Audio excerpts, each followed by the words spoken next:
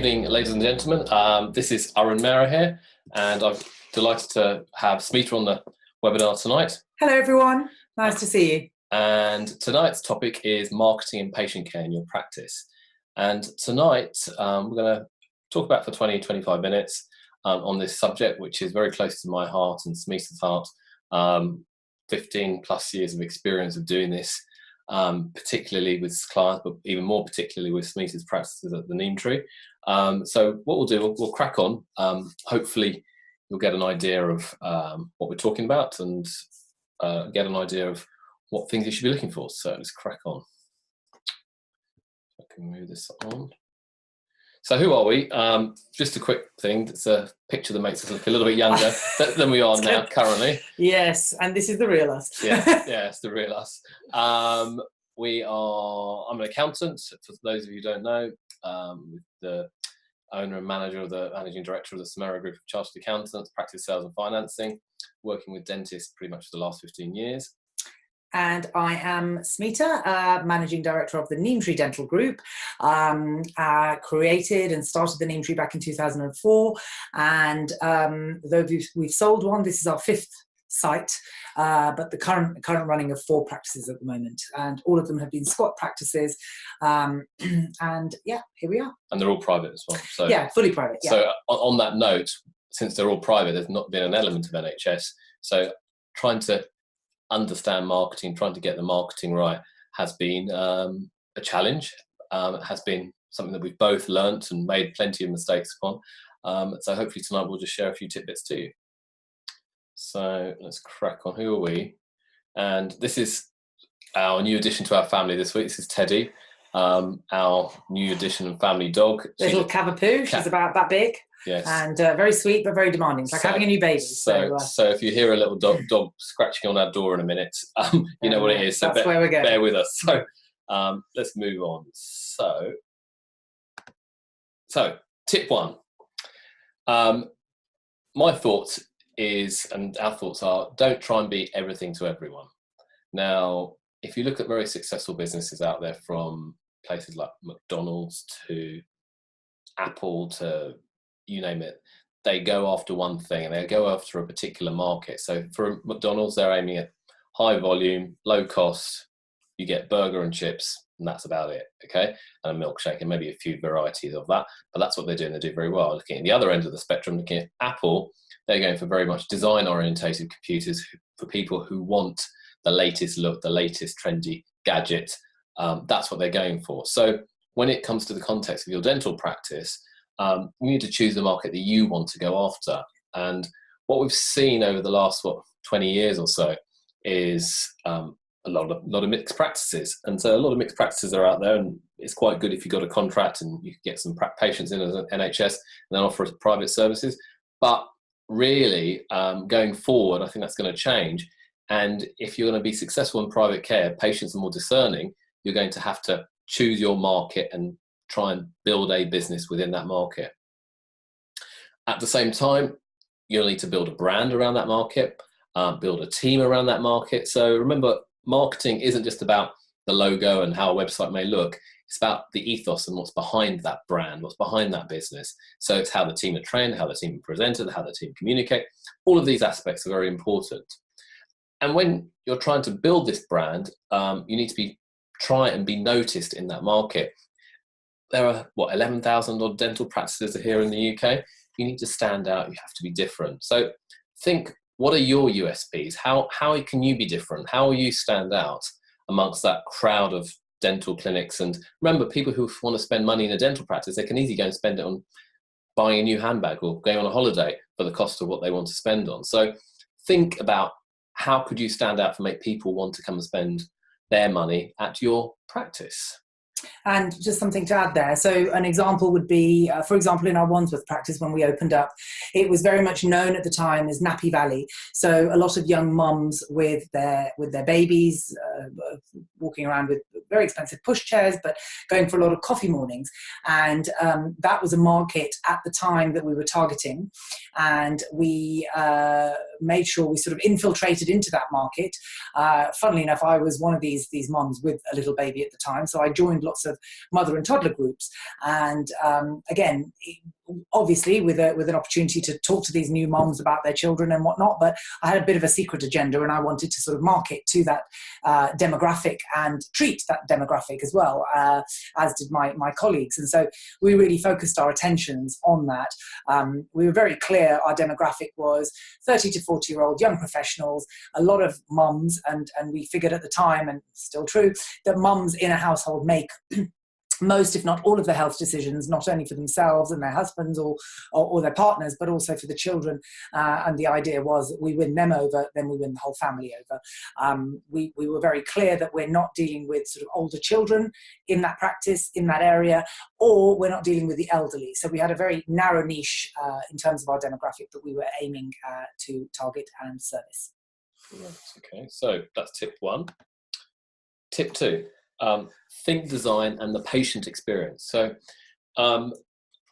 if I look back at our own practices, when we started off our first clinic, we weren't that sure whether design was a really important aspect of our practice, but we met a designer actually on a trip to Morocco, and he started to give some inspiration and some ideas, and really from that the Neemtree brand was built. So some of the points that kind of was highlighted in that brand was to build a practice that is around the patient and their experience and not you. And that has kind of been a really important aspect of all our practices that we opened up. And we opened up one really recently in Notting Hill. So the patient experience for the Notting Hill patients will be slightly different to the one, say, in Esher or Wandsworth, but at the same time, there are a lot of commonalities within that experience. And therefore, you have to assess how is that patient treated from the moment they pick up the phone to call you and looking at the website to how they come in the practice and to how their aftercare is as well.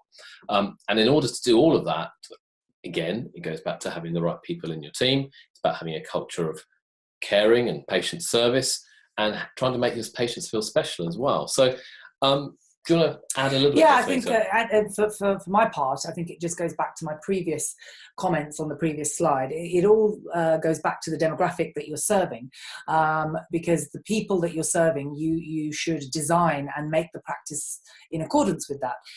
So, for example, at our Esher site, which is in Surrey, we were there to service, it was much more cradle-to-grave dentistry. So we knew that we were servicing families, we knew that we would have children, and we knew that we would have, we would be looking after the elderly there, so, and doing a lot of implants, which has actually turned out to be true. So we made subtle changes to our original design. So, for example, in the reception area, we have a little chalkboard table for the young children who come and draw on the chalkboard tabletop. We have some toys there, we have little chairs there, but it's all quite subtle because we don't want it to have a bigger impact on the practice. It's for the whole family, so that predominantly is adults, but there is a small area for young children. And then, not in keeping with our usual make and model of chair, which is the ADEC 500 range, which we've gone for in all of our other practices, we made a change and went for the Belmont Clio model, which which allows the patient to sit with their feet down. In other words, it's a knee break chair, and it means that when the patient sits down, they feel like they're sitting in an armchair or sitting in a chair. And that's not only good for nervous patients who feel that their centre of gravity has not been compromised, but it's also very good for the elderly, for whom, again, you might have various issues of dizziness and whatnot. So it's really good. We have a good conversation with them. Their feet are on the ground and easy for taking photos, easy for taking impressions, etc. So subtle design changes should always be, as Aaron just said in tip 2, that they should be all about the patient and less about you. Yeah, and therefore the look, the feel has to be of how the patient, and in that design is also the brand. Okay, so when we built our clinics, in terms of the Neemtree, the brand was a very important aspect of that, and how they feel and the ethos and the message that it communicated from the window shop front to the website to how someone picked up the telephone. So really think design and think about the patient experience and look at how your patients in your practice go through that experience. And see how it is. Ask for feedback, and that's what we do. Ask for feedback, ask for honest feedback from patients, and see what they say. And then you can literally see how your experience is in your practice. Tip 3, create a go-to website. I've mentioned this plenty of time, but I think this is an important aspect of marketing. We're in this digital age, and having a website is important, but having a really good website is really important. Okay, there are plenty of websites out there, and you really want to build a website that people want to come back to, people want to look at, people want to find out information, people want to book from, people want to call up, people want to chat on. You name it. There's so many things you need to do. So it's a big task of its own. So once you have the website, then you need to be able to market it. So you have to have SEO, PPC, and build a team to help you develop all these. Okay. At the same time, there's all the social media, from Snapchat to Instagram to Facebook, you name it. And then build a brand where you can measure results.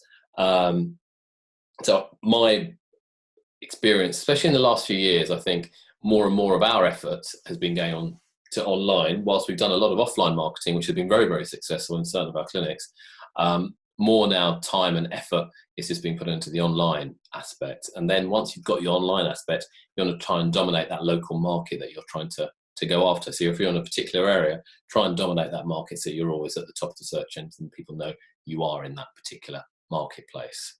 Do you want to add something on that, Smita? Yeah, no, I was going to add more on the offline marketing side.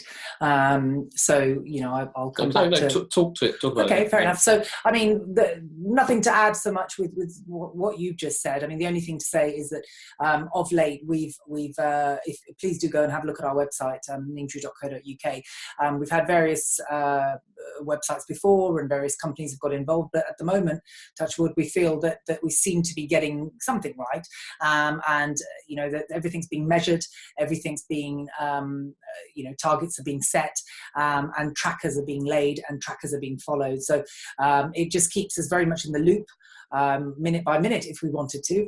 And I think that's the way forward for online. Offline marketing previously was a lot more popular. Right now is, I suppose, less popular, but we've done everything from, in our Canary Wharf site, we used to have the ability to market within the malls there. So for those of you who know Canary Wharf, in Jubilee Place, in Canada Place, opposite Waitrose, certainly in the early years, we used to have the ability to set stands out at lunchtimes on a regular basis, and they were very, very popular, very, very fruitful. And then equally in, let's say, our Esher site, we have every year something called the Esher Mayfair, where we have a stall and look very much like market traders, but we're there really to educate. The idea being that they see us there every year, and they come because they have the trust and faith in people who actually do something for the community. And then other things, for example, the Esher Business Guild was something that I joined, and I became chair of that.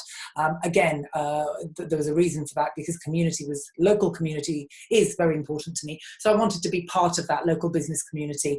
And again, that's more subtle marketing, because it doesn't sort of bring business straight away, but it helps with trust within the sort of the shop fronts and the business side of things, and hopefully that then turns into customers or patients. Sure, absolutely, and I think all of those aspects are very important. But then most of these people then all go online and look on their smartphones or look online. Yes, nowadays to go and see a website. Yeah, absolutely. So the website is a really important aspect, but all those offline aspects are really important to drive people to that website, to check out who you are, what you do. But again, yes, and there's no doubt that the online right now is the favoured means and method of marketing. There's absolutely no doubt about it. But again, I go back to the demographic. Sure. It depends where you are. So, for example, in our Esher site, where you do have the older folk, yes, they are still very savvy actually, but there are some who don't. And so for them, you know, you'll sponsor bridge club meetings, or you'll sponsor balls for schools, and that way you get your face known and you get your brand out there. But no doubt, I'd say 80% of it is now very much online marketing. Sure. Okay, let's move on to tip 4. Smita alluded to it earlier. Tracking, yes. Yeah, tracking. You need to monitor your marketing performance, and this is where I think a lot of people go wrong. You can very, very easily spend a lot of money on marketing, and you set up a Google account or Facebook account and before you know it, your credit card's just been charged by hundreds or even thousands of pounds very quickly. So you need to know if your results are what you're spending that £1 on, or £100 on, or £1,000, you're getting the results. And therefore having that tracking in place is absolutely essential. So one thing to suggest is measure your results and focus on your return on investment, and thinking, if you're putting a campaign for implants and you're spending multiple thousands of pounds on it, are you getting more than multiple thousands of pounds back on it, which justifies that expenditure in the first place? And quite often or not, I've seen dentists spend a lot of money, but they're not actually sure where they're actually getting the results in, and they just think, oh, they'll just keep doing it just for the sake of doing it, when they could really quite easily trim their marketing and just focus on the things that are really getting them the results to do that even better. So really important, measure your results, and at the same time keep changing the marketing that you're doing to reflect better ROI. Whilst you might be getting a certain level of return on investment, experiment to be able to see, can I get even a better return doing something else or tweaking things? So in the online world, they call it A/B testing, but in any way you want to do it, keep testing your marketing to try and improve that return on investment. And am I right in saying that could be as simple as changing the wording to include different words that you're actually feeding them? Correct. To see what, maybe do it day on, day off, or week on, week off, to actually see how many clicks am I getting when I use this set of words versus this set of words? Yeah, sure, absolutely, yeah, absolutely. So it's so sensitive to copy, to design, to so many things. Okay, so that's important, and then you use tools such as Google Analytics to see the performance of how many people are going through your website, click-through rates, all that type of thing, and then call tracking to see the number of calls. And if you don't know what call tracking is, you can actually if someone goes to your website, they can dial a particular number, and that number can then be tracked to see which page on the website did they come to and at what time of day, and you can even listen into the call as well if you wanted to. It's all recorded. So there's a whole range of things that you can monitor, and it takes time, it takes money, but if you set it up right, it can be actually very, very fruitful for you. Okay, so tip 4, monitor. You can spend all the money in the world, but make sure you monitor actually how you're doing. And then tip 5 of mine is 80% of things don't work, but 20% will. So, and that's the key thing here is keep trying, okay, keep experimenting. So in the nature of how we've marketed over the years, we've made loads of mistakes. And they've cost a lot of money. And they've cost a hell of a lot of money, but you learn from those mistakes and you'll keep refining, and before you know it, eventually you'll distill from the funnel and you realise, these are the things that works for our business, and for your business it may be something different. Okay, so experiment with your marketing. And do you want to give any examples of things that would crash and burn, things that haven't worked? The thing about the marketing also, it's a bit of a moving beast, and it's a changing beast. So things that have worked previously, they might not work down the line, or vice versa. Some things that you did try and didn't work, don't be afraid to leave it a year or two and come back to them. I mean, gosh, there's plenty of examples, but I suppose in this world of thousands of messages being thrown at you every single day from the minute you walk out of the door, last year I wanted to try something a little bit different to stand out a little bit, and do a Valentine's offer where the idea was that we would make it very personalized.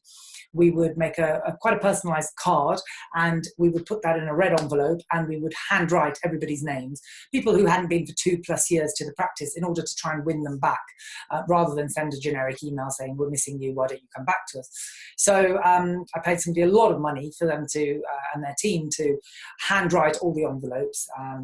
And, it cost, I don't know, it was about $3.5 grand to design and create these cards and send them out to a part of the database.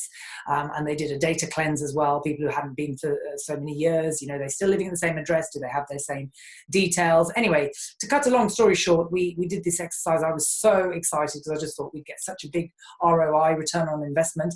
And actually, we only got 3 patients who came in, and they all just came in for hygiene, half price hygiene at that. And one of them wives phoned up to complain, saying, "Why are you sending my husband Valentine's cards?" Which I thought was a bit ridiculous because there was, nothing untoward in the card. So it was very, very disappointing because a lot of money and effort, and more importantly, a lot of emotional effort was spent on trying to design this campaign. And time, which is a cost. So and that really didn't work. And then on the other hand, as I've mentioned before, in Canary Wharf, the cost of putting a stand out in the malls, which is almost impossible nowadays, it was relatively negligible, the cost, and a huge return on investment, and extremely lucrative, as well as at the time we used to have a lot of orthodontic evenings whereby we would invite a lot of people and have somebody from, let's say, Invisalign, who used to come and do all the clean checks, and the orthodontist would be there. We'd book, I don't know, probably oversubscribed 30 people coming in that night, and we would give them a discount and it would work, and it was an extremely lucrative exercise. Of course, we try doing that now in our other clinics. It doesn't really work. You're lucky if you get 2 people attending. So it's slightly different demographic, but also a different time. Times have moved on, and therefore we all have to evolve, and all our marketing has to evolve significantly. And we've done a lot of marketing internally ourselves and managed it ourselves. We've used various marketing agencies and spent a lot of money with them who haven't worked particularly well. So marketing has to come from within, and you'll need to drive it. You might want to engage an agency who might be able to help you, which is fine, but you need to be on top of it, and you need to be coming up with the ideas. You might not be able to do the designing in Photoshop or whatever you need to use, but engage some professionals to support you for sure, but think about your brand. And that goes back to who's the mark you're after and what you're trying to stand for, and how do you stand out. Okay, so that's tip 5. So those are 5 tips tonight. We've been talking for 21 minutes. Okay, so just some actions for you to do tomorrow, in your practice, considering your marketing. First question is, are you everything to everyone? Try and select a market you want to try and dominate, and make plans to target that market. Now, if you've got patients of all sorts in your practice, you might want to start not eliminating some of those patients. It's just thinking, I'm going to focus on one particular market. It could be implants, it could be ortho, it could be the elderly, it could be anything really. But try and select a subsector of your market and create a niche and work out what your USP is. Because if you have a USP and you do it really, really well, people will want to come to you. The right kind of people will want to come to you. And that may be something that's catering to your skill. It might be something that's catering to the type of dentistry or the type of people you want to see. In other words, everyone's happy. Sure. Another action to take would be to run through the patient experience with your team and identify areas to improve. I know in our existing clinics, there's plenty of improvement that we can do, and that has to be team driven. It's not by you, it's not by one person, it's going through that whole process, and at the same time asking patients for their feedback to say, this is good, this is not so good, what can we do? So run through that experience. So it's a patient journey. That's very much about the patient journey. It might be something simple. For example, you might get feedback from patients saying they want you to open for a late evening, or they might want you to open on a Saturday when you don't open. They might even want you to open on a Sunday. Certainly in one of our clinics in Isha, we open 7 days a week. And at first it was a slow starter because people just couldn't get their heads around Sunday opening or coming to the dentist on Sunday. But then the Sunday trading laws were relaxed, approximately similar time to when we started this off. And now Sunday is one of our busiest days. So we listen to the feedback from the patients. And plus, from a business point of view, what's the chair doing on a Sunday, or in fact on a Saturday, or in fact on the evening when you don't have patients? The chair is there. Utilize your asset. Sweat the asset. And then third action to take, search your practice online, and if it's not visible, do something about it. Either consider a new website, consider pay-per-click, or get some external help to try and boost that website and build that website further. So 3 actions to take as a result of some of the points we've highlighted here this evening. So, and then this is a little quote that considers marketing. I'll just read it out to you. Marketing is about values. It's a complicated and noisy world, and we're not going to get a chance to get people to remember much about us. No company is. So we have to be really clear about what we want them to know about us. So clarity is really important in this. I haven't shown Smita this slide, but do you know who said that? Any idea? I don't actually. No? Okay. It's Steve Jobs, Apple. So we all know him. Very appropriate for Steve Jobs. Yeah, that's right. So and Apple. So the key point here is we have to be really clear about what we want them to know about us, and just think about, it's creating that niche, isn't it? Yeah, of course it is. And dominating that niche. And don't try and be everything to everyone. Apple just goes for a certain market and they do it very successfully. And everybody wants to be that market. Yeah, yeah, absolutely. It's a lifestyle. That's right. So just to wrap up then, so just some ideas we've shared with you this evening. Hopefully it's given you a taste of some marketing tips that we can share with you. This is a webinar that 5 webinars we're running on the 29th, 30th, 31st and 1st and 2nd of Feb, 1 hour daily at 8 p.m. We've got 5 days, 1 hour, first one on expanding on what profitable practices do right. Then day 2, marketing and customer care. We're going to go into a lot deeper on what we talked about tonight.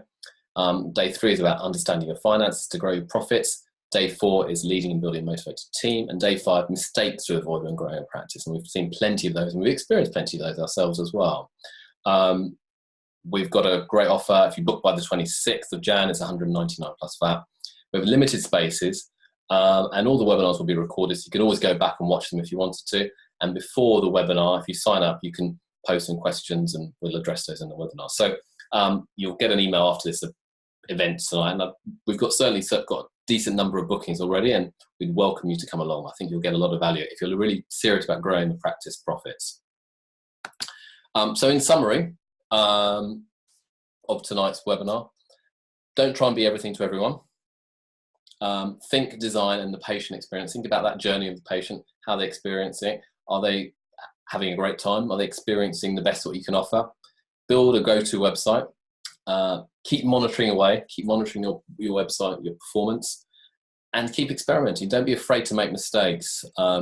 Best marketers always make loads of mistakes, but that's how they learn. And actually have fun with experimenting, because experimenting with marketing is a lot to do with your personality as the principal or the manager or the person who leads the practice. Yes, it can be a costly experience, or a costly experiment, but at the end of the day, what you're trying to do is boost or grow your practice. Mistakes can be made, but it's one area that you can have a lot of fun with. And for things, and don't be scared to try things that seem a bit outrageous, because sometimes it's that little thing that you think that's just never going to work, and it just takes off. So just make lots of mistakes. Eventually you'll come across a marketing gem that just takes off and really turns your practice around. Okay, we've got one question that's popped up. Thank you for the question firstly. How do you market if you don't have a shop front? Now, good question. We've got a lot of clients who don't have shop fronts or practices, and if they haven't been established a long time, firstly they build a very, very strong website and they try and dominate that local space in the local area. That's the first thing I would strongly suggest. Build a strong website. And then also, of course, it's word of mouth marketing. So if you have, I don't know whether you have or haven't had the practice for a while, or whether you bought it as a going concern, or whether you set it up as a squat.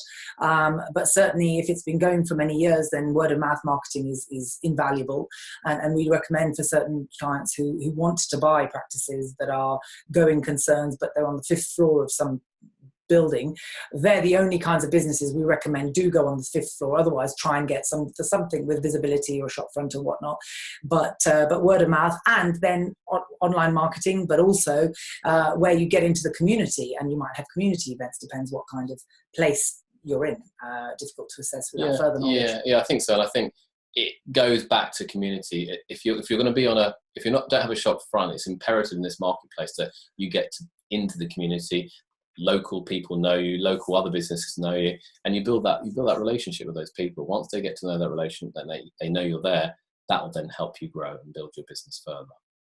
Okay, so to wrap it up, thank you for your time, and we have another webinar next week, a free webinar, Understanding Your Finances to Grow Your Profits, where I'll be talking about some of the financial things you need to understand. 8 p.m, same time next week. Okay. So it's good night from Smita. Good night, everyone. And it's good night from myself. And it's good night from Teddy. Okay. So thank you for your time. I hope you've enjoyed the webinar. And we'll see you on next week's webinar. Cheers. Thank you. Thank you. Bye. Bye.